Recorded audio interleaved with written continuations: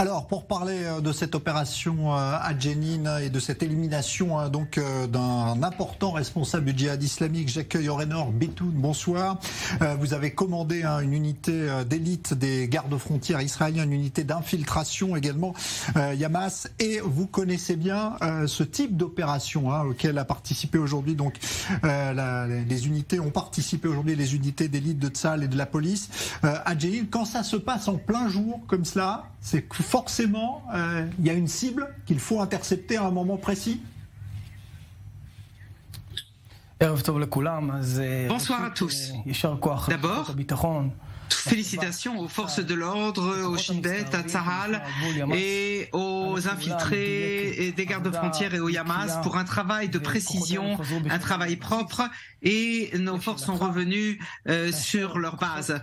Pour répondre à votre question, quand les forces d'unité spéciale rentrent dans la Casbah ou dans le camp de réfugiés de Jenin, le cas échéant, et après avoir des renseignements précis, eh bien, les forces sont rentrées en voiture infiltrées sur place, ont attendu la personne recherchée. La personne était venue pour abattre un veau, pour préparer un mariage dans 2 jours, et il a été identifié. On a voulu l'arrêter.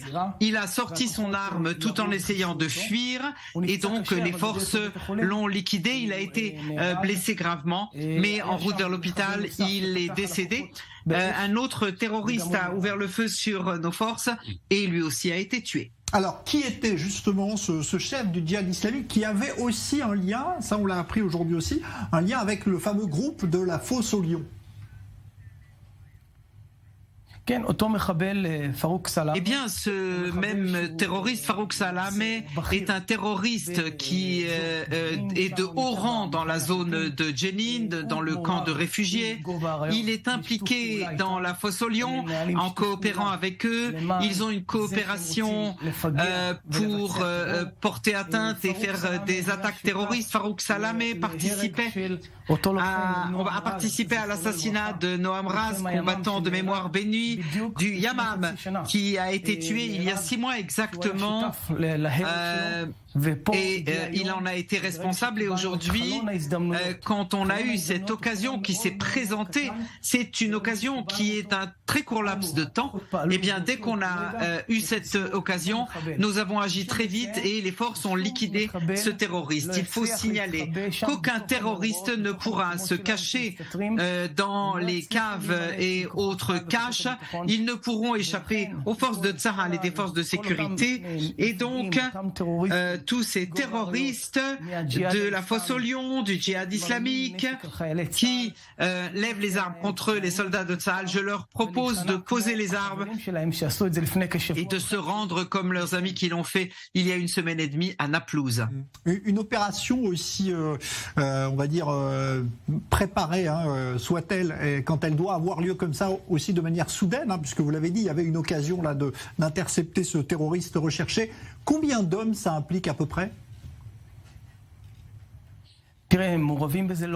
Écoutez, sont impliqués pas seulement les combattants qui mènent l'action, il y a aussi les préparations que je ne détaillerai pas précisément pour protéger ces combattants, mais je peux vous dire qu'il y a le Shabak, le service de sécurité intérieure extraordinaire qui fait un excellent travail. C'est la meilleure organisation du monde de combat antiterroriste. Il y a les unités du renseignement qui savent réussir à trouver les terroristes, et puis le renseignement humain, c'est-à-dire ceux qui coopèrent sur le terrain, les Palestiniens qui travaillent avec nos forces.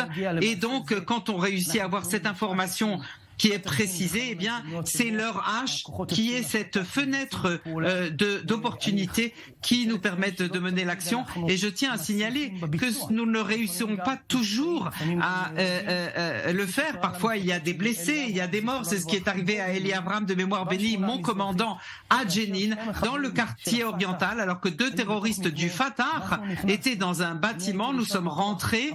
J'étais le premier dans la force qui a pénétré. Eli Avram m'a mis de côté pour passer devant moi et il a été tué d'une balle dans la tête. Et donc les deux terroristes ont fini par être liquidés, mais nous avons perdu un commandant très important, Eli Avram, qui avait créé le groupe des infiltrés du Yamam. Mais je peux vous dire que on nous a appris que nous ne renoncerons jamais à combattre les terroristes et surtout pas les bombes qui sont déjà allumées pour empêcher qu'ils viennent porter atteinte aux Israéliens. Donc Farouk Salam et ce terroriste, c'était juste une question de temps jusqu'à ce qu'il soit tué par les forces de sécurité et les gardes frontières.